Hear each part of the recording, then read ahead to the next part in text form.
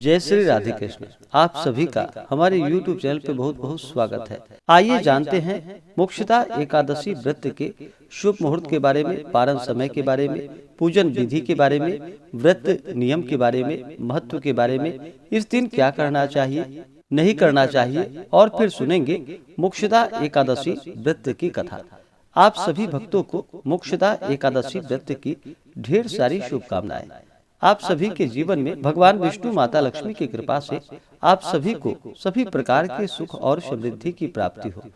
इस बार मोक्षदा एकादशी का व्रत जो कि 3 और 4 दिसंबर 2022 दोनों दिन ही मोक्षदा एकादशी का व्रत पड़ रहा है। एकादशी का व्रत जो कि हर माह के कृष्ण पक्ष और शुक्ल पक्ष की एकादशी तिथि के दिन एकादशी का व्रत किया जाता है। एक वर्ष में 24 एकादशी का व्रत होता है। वहीं पे अगर अधिक मास हो तो 2 बढ़कर 26 एकादशी का व्रत होता है। हर व्रत का अपना अपना विशेष महत्व माना गया है। इसी प्रकार से मार्गशीर्ष मास यानी कि अगहन मास शुक्ल पक्ष की मोक्षदा एकादशी व्रत का अपना विशेष महत्व है।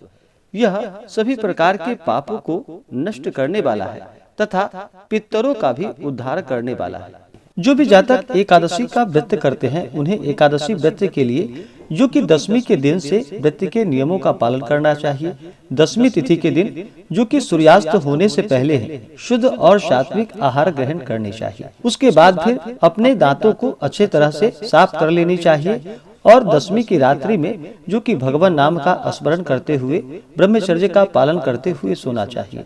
और एकादशी तिथि के दिन जाकर के सुबह ब्रह्म मुहूर्त में उठ करके नित्य क्रियाओं से निवृत्त हो करके गंगा नदी में या घर के नहाने के पानी में ही थोड़ा सा गंगा जल मिला करके स्नान करना चाहिए। शुद्ध वस्त्र धारण करना चाहिए और फिर व्रत का संकल्प लेना चाहिए। भगवान श्री हरि विष्णु से प्रार्थना करनी चाहिए कि हे भगवान विष्णु, हे माता लक्ष्मी, हे दामोदर भगवान, आज मैं मोक्षदा एकादशी का व्रत करने जा रहा हूँ या करने जा रही हूँ। यह व्रत मेरा सफलता पूर्वक पूर्ण हो और हमारे सभी प्रकार के पाप और ताप नष्ट हो और आपके मन में जो भी इच्छा हो, जो भी कामना हो, वह प्रभु से कहें। और इस दिन जो कि दिन भर उपवास रहते हुए, दिन रात्रि उपवास रहते हुए इस व्रत को करना चाहिए। और जो उपवास नहीं रह पाते हैं, जिनका स्वास्थ्य सही ना हो, वो एक समय फलाहार ग्रहण करें। और इस दिन भगवान का पूरे विधि विधान के साथ सुबह और शाम के वक्त पूजन करना चाहिए। रात्रि में जहाँ तक हो सके जागरण करते हुए भगवान का भजन, स्मरण, कथा श्रवण आदि करते हुए रात्रि का समय जो कि व्यतीत करना चाहिए। और अगले दिन जाकर के फिर सुबह उठ करके स्नान करके शुद्ध वस्त्र धारण करके भगवान का पूजन कर लेनी चाहिए, उनकी आरती कर लेनी चाहिए। उसके बाद ब्राह्मणों को भोजन करवाए, ब्राह्मणों को दक्षिणा दे, गरीबों को भोजन करवाए और फिर व्रत का पारण समय के अनुसार करना चाहिए। व्रत के दौरान जो कि जब भी आप व्रत करते हो तो व्रत के दौरान किसी के ऊपर क्रोध नहीं करनी चाहिए। अपने मन में किसी के प्रति ईर्ष्या या द्वेष का भाव नहीं लाना चाहिए। ब्रह्मचर्य का पालन करते हुए रहना चाहिए। तामसिक वस्तुओं का प्रयोग बिल्कुल भी नहीं करना चाहिए, जैसे कि मांस, मदिरा, लहसुन, प्याज आदि का प्रयोग बिल्कुल भी नहीं करना चाहिए। और पूर्ण श्रद्धा भक्ति भाव के साथ इस व्रत को रखना चाहिए और भगवान का पूरे विधि विधान के साथ पूजन करना चाहिए। इससे पुण्य फलों की प्राप्ति होती है। तो आइए पहले जानते हैं मोक्षदा एकादशी व्रत के शुभ मुहूर्त के बारे में। मोक्षदा एकादशी व्रत को लेकर के इस बार जो कि कुछ पंचांगों के अनुसार जो कि 3 तारीख और 4 तारीख दोनों दिन ही एकादशी का व्रत पड़ रहा है।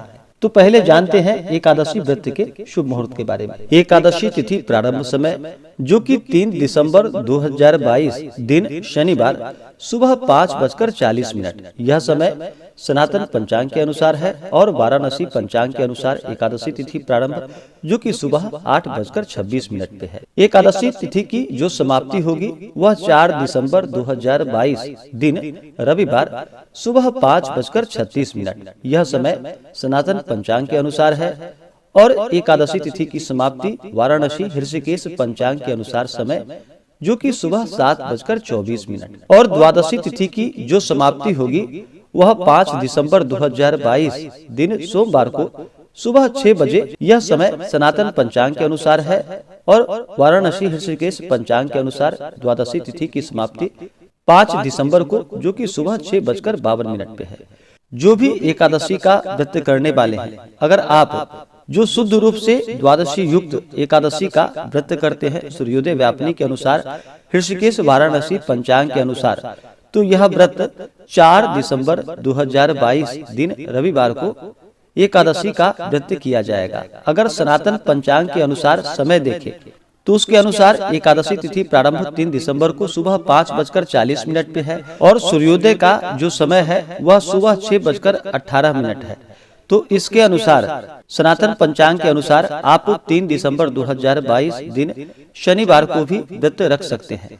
लेकिन अगर शुद्ध रूप से माने, हमारे अनुसार माने, वाराणसी ऋषिकेश पंचांग के अनुसार, मिथिला पंचांग के अनुसार अगर आप मानते हैं तो इसके अनुसार 4 दिसंबर 2022 दिन रविवार को व्रत रखा जाएगा। जो भी अगर 3 दिसंबर को व्रत रखेंगे तो व्रत का पारण, जो कि 4 दिसंबर 2022 दिन रविवार को व्रत का पारण, जो कि दोपहर 1:14 से दोपहर 3:19 तक व्रत का पारण किया जाएगा। अगर ऋषिकेश वाराणसी पंचांग के अनुसार 4 दिसंबर 2022 दिन रविवार को अगर आप व्रत रखेंगे तो इसके अनुसार व्रत का पारण, जो कि 5 दिसंबर 2022 दिन सोमवार को व्रत का पारण किया जाएगा और पारण का जो समय होगा वह समय सुबह 6:52 से पहले ही आप व्रत का पारण करेंगे।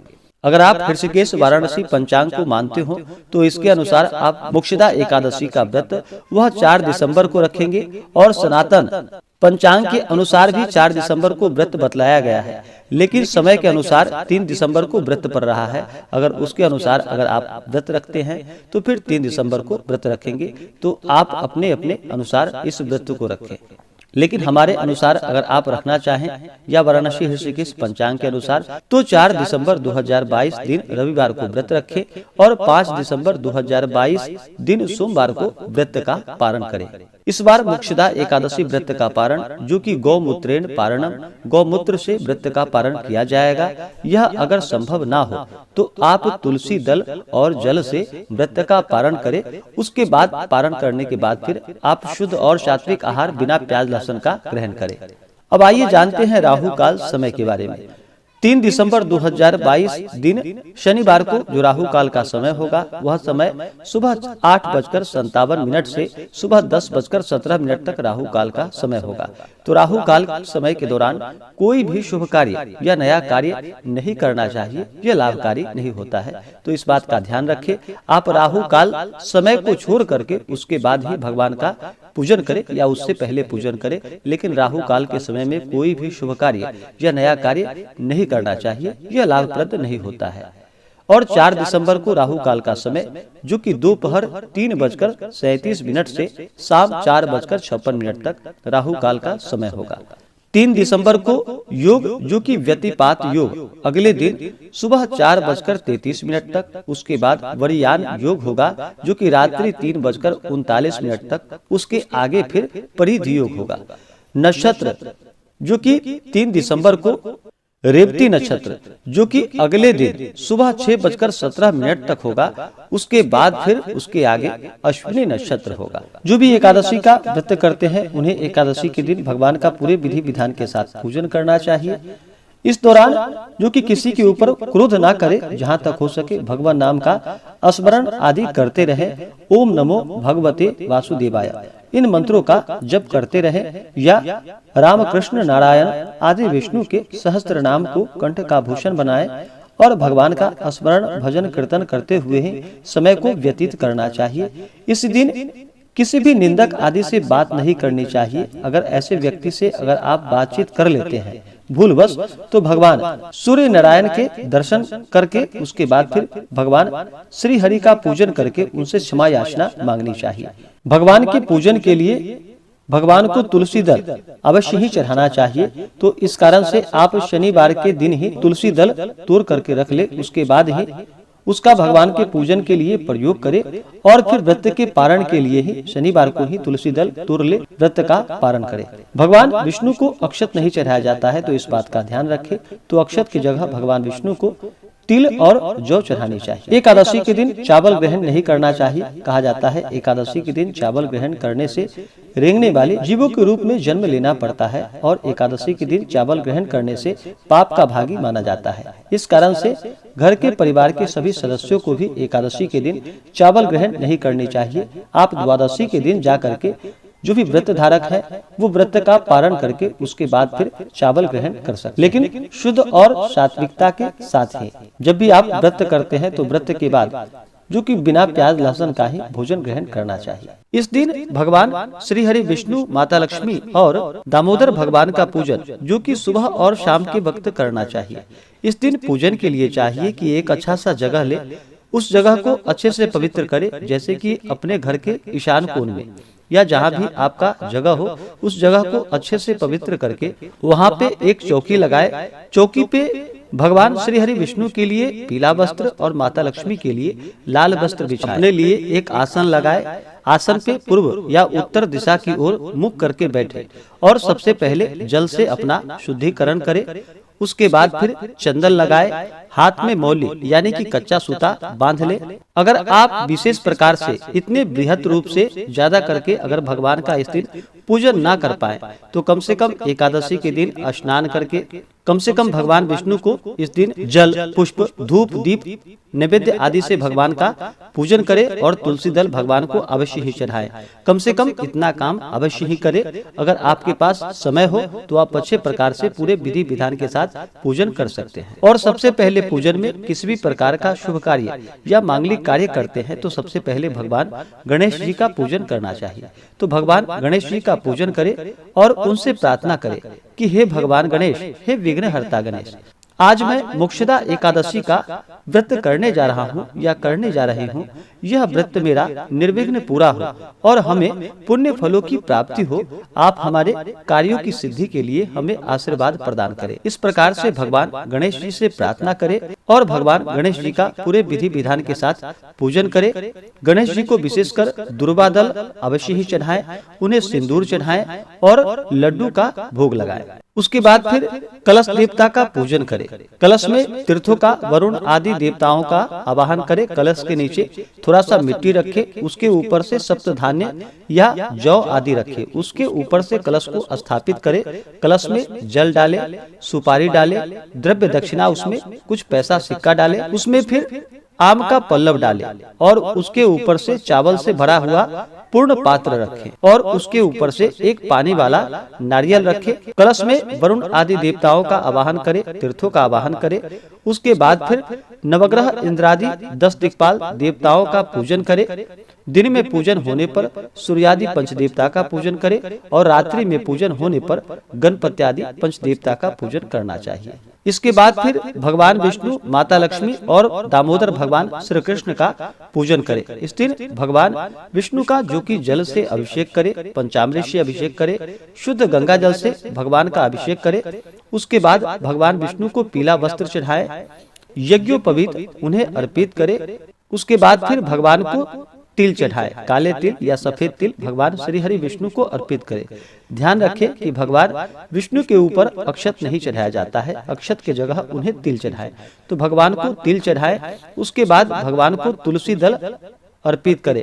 भगवान विष्णु को तुलसी दल अति प्रिय होता है, तो तुलसी दल भगवान विष्णु को अर्पित करे। शनिवार और रविवार के दिन जो कि एकादशी का व्रत है, तो जो भी व्रत करने वाले हैं वो व्रत वाले दिन से एक दिन पहले ही तुलसी दल तोड़ करके भगवान के पूजन के लिए रख ले और उसका पूजन में प्रयोग करे। और पारण के लिए भी तुलसी दल वह पहले से ही तोड़ करके रख लेनी चाहिए। तो भगवान विष्णु को तुलसी दल अति प्रिय है, तो उन्हें तुलसी दल चढ़ाए। उसके बाद फिर धूप दिखाए, दीप दिखाए, अनेक प्रकार का नैवेद्य, ऋतुफल आदि जितने भी प्रकार के नैवेद्य हो। अगर दूध से बने हुए मिठाई अगर आप बाजार से लाते हो तो उस पे गंगा जल छिड़क करके उसके बाद भगवान को भोग लगाए। भोग लगाते वक्त उसमें तुलसी दल अवश्य डाल करके भगवान को भोग लगाए। नैवेद्य का भोग लगाने के बाद जल से आचमनी करवाए। उसके बाद द्रव्य और दक्षिणा चढ़ाए, यानी कि कुछ पैसा भगवान को अर्पित करे। उसके बाद फिर मुख शुद्धि के लिए पान पत्र, सुपारी, लौंग, इलायची भगवान को चढ़ाए। इसी प्रकार से माता लक्ष्मी का पूजन करे। माता लक्ष्मी का जल से अभिषेक करे, पंचामृत से अभिषेक करे, माता का शुद्ध जल से अभिषेक करे। फिर माता को लाल वस्त्र चढ़ाए, श्रृंगार की वस्तुएं अर्पित करे। फिर अक्षत, चंदन, पुष्पों की माला माता लक्ष्मी को अर्पित करे। स्त्रियां जो कि माता लक्ष्मी को सिंदूर चढ़ाए और पुरुष माता लक्ष्मी को रोली अर्पित करे। और भगवान विष्णु को इस दिन विशेष करके पीले पुष्प अवश्य ही अर्पित करे और कमल का पुष्प मिल जाए तो कमल का पुष्प भगवान विष्णु को चढ़ाए। माता लक्ष्मी को लाल पुष्प अर्पित करे। उसके बाद फिर माता लक्ष्मी को धूप दिखाए, दीप दिखाए, अनेक प्रकार का नैवेद्य अर्पित करे। नैवेद्य के बाद जल से आचमनी करवाए, द्रव्य दक्षिणा चढ़ाए, पुंगी फल तांबूल अर्पित करे। मुख शुद्धि के लिए यानी कि पान पत्र, सुपारी, लौंग, इलायची अर्पित करे। उसके बाद फिर इसी प्रकार से भगवान श्री कृष्ण का भी साथ में पूजन करे, भगवान दामोदर का पूजन करे, इनका भी जल से अभिषेक करे, पंचामृत से अभिषेक करे, वस्त्र चढ़ाए, यज्ञोपवीत भगवान को अर्पित करे। उसके बाद फिर अक्षत, चंदन, पुष्पों की माला अर्पित करे, धूप दीप दिखाए, अनेक प्रकार का नैवेद्य भगवान श्री कृष्ण भगवान विष्णु को अर्पित करे। भगवान श्री कृष्ण को विशेष करके आप माखन मिश्री का भोग लगाए तो लाभकारी होगा। उसके बाद फिर जल से आचमनी करवाए, द्रव्य और दक्षिणा चढ़ाए, पुंगी फल तांबूल मुख शुद्धि के लिए अर्पित करे। इसके बाद फिर पूजन संपन्न होने के बाद फिर मोक्षदा एकादशी व्रत का कथा श्रवण करे। उसके बाद फिर भगवान की आरती करे। इसी प्रकार से भगवान का इस दिन पूरे विधि विधान के साथ सुबह और शाम के वक्त पूजन करना चाहिए। रात्रि में भजन कीर्तन करते हुए, जागरण करते हुए समय को व्यतीत करना चाहिए।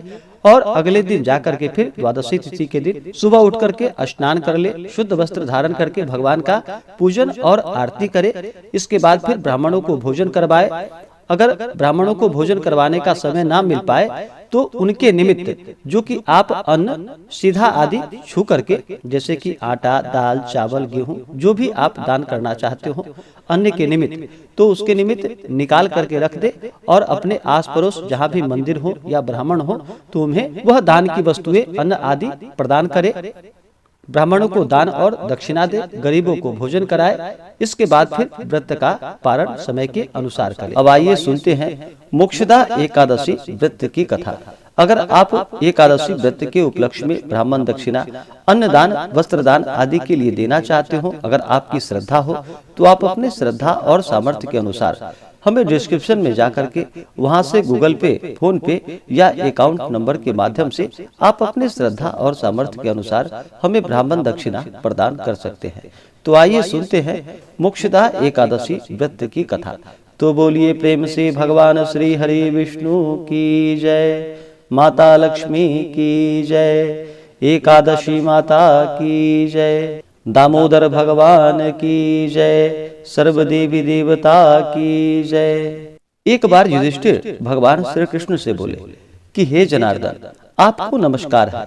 हे देवेश, मनुष्यों के कल्याण के लिए मार्गशीर्ष शुक्ल एकादशी का नाम एवं महात्म्य वर्णन कर यह बतलाइए कि उसकी विधि क्या है, उस दिन किस देवता की आराधना होती है।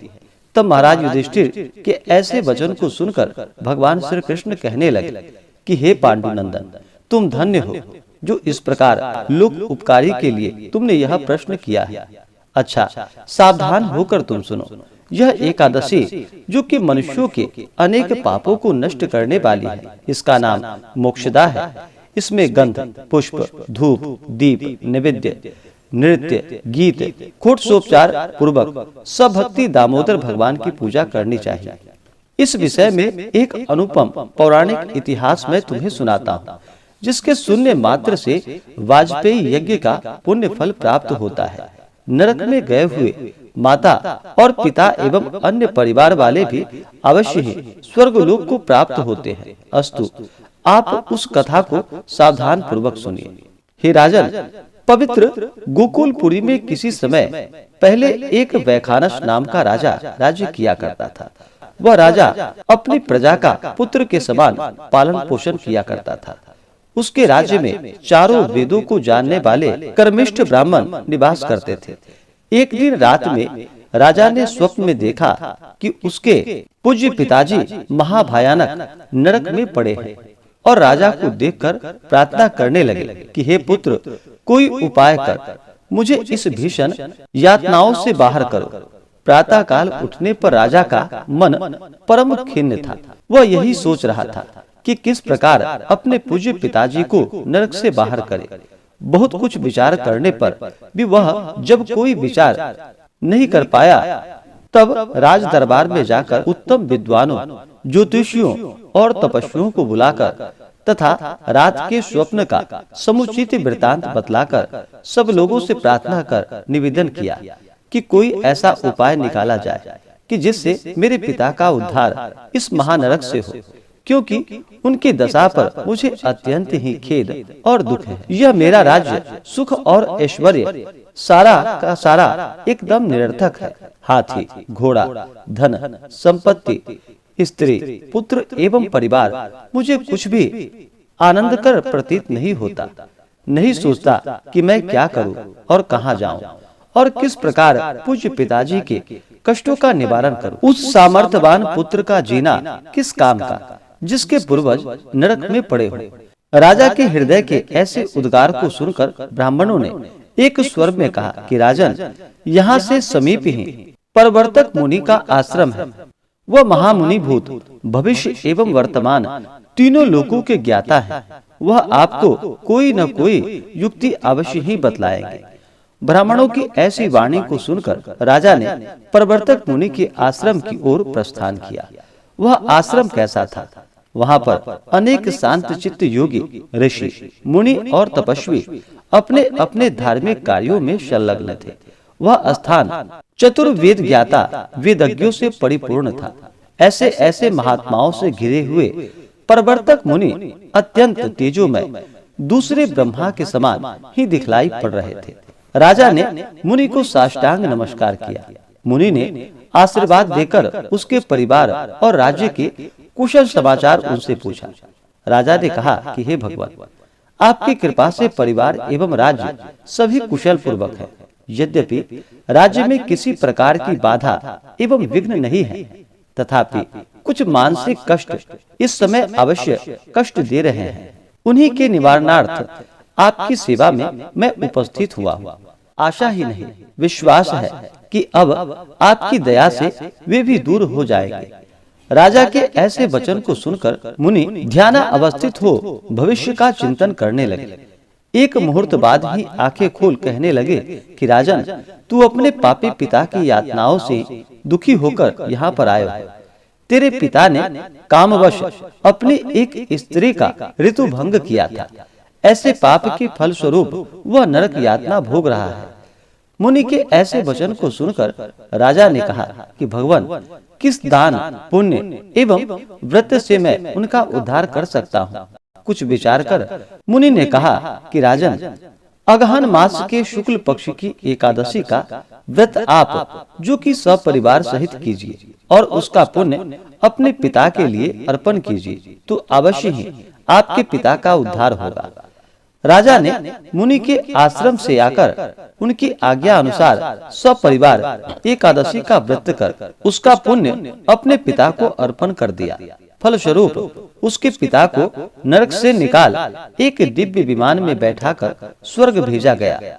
जाते हुए आकाश मार्ग से अपने पुत्र को धन्यवाद और कल्याण होने का आशीर्वाद देते गए। राजन, इस मोक्षदा एकादशी का व्रत करने वाले के समस्त पाप नष्ट हो जाते हैं और वह मोक्ष को पाता है। इससे बढ़कर मोक्ष देने वाला कोई दूसरा व्रत नहीं है। इस व्रत के करने वाले को क्या फल मिलता है, इसे मैं भी नहीं जानता। हाँ, इस कथा के मात्र सुनने एवं सुनाने से वाजपेयी यज्ञ का फल प्राप्त होता है। स्वर्ग एवं मोक्ष को देने वाला यह एकादशी व्रत चिंतामणि स्वरूप है। तो बोलिए प्रेम से भगवान श्री हरि विष्णु की जय, माता लक्ष्मी की जय, एकादशी माता की जय, भगवान श्री कृष्ण की जय, दामोदर भगवान की जय, भागवत गीता की जय, सर्वदेवी देवता की जय। इसी प्रकार से जो भी भक्त सच्ची श्रद्धा के साथ मोक्षदा एकादशी का व्रत करते हैं, इस दिन भगवान का पूजन करते हैं, कथा श्रवण करते हैं, तो भगवान श्री हरि विष्णु की कृपा से उनके सभी प्रकार के पाप और ताप नष्ट हो जाते हैं तथा भगवत कृपा से सभी प्रकार के सुख और समृद्धि की प्राप्ति होती है। तो आशा करता हूँ कि यह जानकारी आपको अच्छा लगा हो। ऐसे ही ज्ञानवर्धक जानकारियाँ प्राप्त करने के लिए हमारे इस चैनल पे अगर आप नए हैं तो चैनल को लाल बटन दबा करके सब्सक्राइब करें, साथ में बेल आइकन घंटी को दबाएं ताकि मेरे वीडियो का नोटिफिकेशन आपको समय से मिलता रहे। वीडियो को लाइक करें, शेयर करें, सुखी रहे और स्वस्थ रहे। जय श्री राधे कृष्ण। धन्यवाद।